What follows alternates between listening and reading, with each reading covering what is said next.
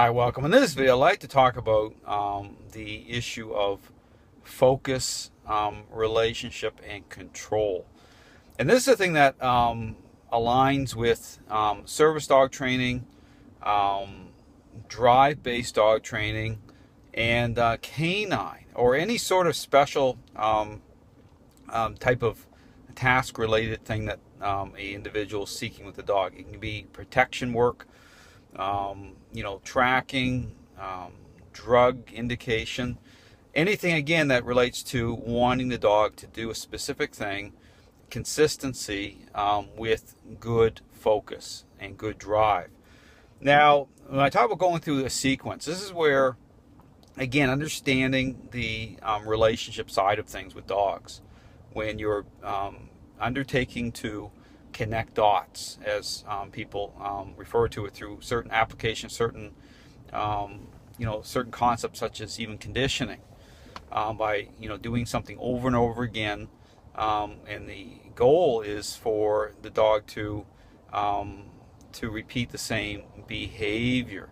But the thing you need to really replace in terms of behavior is response, okay, and understand the context of response. And when I talk about the source of the problem in the dog training world, it's because what happens is trainers immediately just launch into engaging a process through connecting dots this way, whether it's conditioning, without understanding, again, the relationship side of things with as a dog is gaining control. Basically understanding where you're currently standing in the relationship before you just assume and undertake to have the dog do certain task-specific things and engage in these concepts.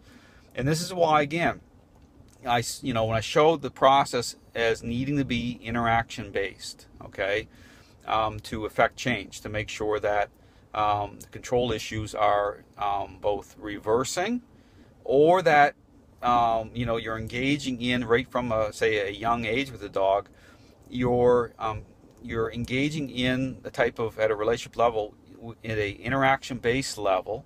Okay, doesn't necessarily mean if you're starting off and the dog hasn't had an opportunity to gain control, is that you can still intermix. Okay, you can still be having lots of fun, okay, as these trainers call it, and not be overly concerned that the dog's going to gain control, because you're going to be, or need to be, interacting. And that's why I talk about the totality of the relationship in terms of of what you're doing on a daily basis. And then you look at the personality types of these trainers who will look at this whole thing with learning and not really get it, because they'll just say, well, it works for me, and they're not focused, they're not understanding the relationship side of things, why it is that learning is a problem for the majority of people who are going to them for help, because they're not looking at the depth of what's happening or understanding it. So getting back to this issue about focus and control, when you're looking at, again, connecting these dots, and then encountering issues where the dog is losing focus, okay, you don't have the consistency for tracking. The dog will be lifting his or her head off of the track. They're not investing in the scent. They're queuing up on wanting to bite, because you're tying it in, but you understand that dog is not expressing that state in a conditional way, as I call it. Or in terms of, say, drive-based training, retrieval, you're not getting the consistency. The dog is just, especially in certain environments, things going on, the focus is in there. The dog is not coming back to you and not responding, okay, the way that you want. Protection work, the dog isn't outing on the bite. The dog is too possessive, okay, is about fulfillment. Dog expressing that state. So all those things, even service dog training, and people, this is where you see this, what's happening in the service dog world. These dogs just don't have a level of focus. And because the trainers look at focus like in the dog's in a possessive state, okay, attached where they're devaluing the owner, is faded out or faded in the wrong way. And then you get out in the public and you wonder why the dog won't do the specific things that the dog's supposed to do, because the dog has a level of control. You've never reversed that. And so it's context, understanding the state of mind of a dog, okay, how how these dots connect.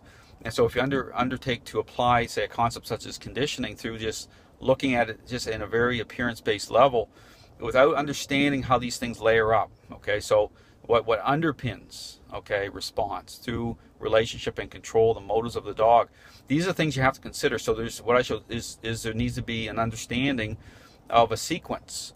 So following the right order of things, okay, if you don't get the order right, your outcome could be such that, again, you're never going to get that standard. You're never going to achieve what you want the dog to do. Even though the dog has incredible drive, it doesn't matter, okay? If you're not getting the sequence right, then of course, you're going to look at it like it must be something to do with the dog.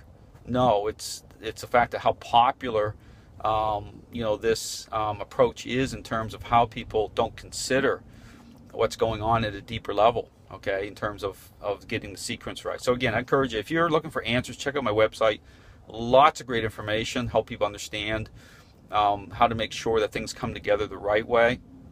If you have a service dog, contact me. Any sort of police, the same thing.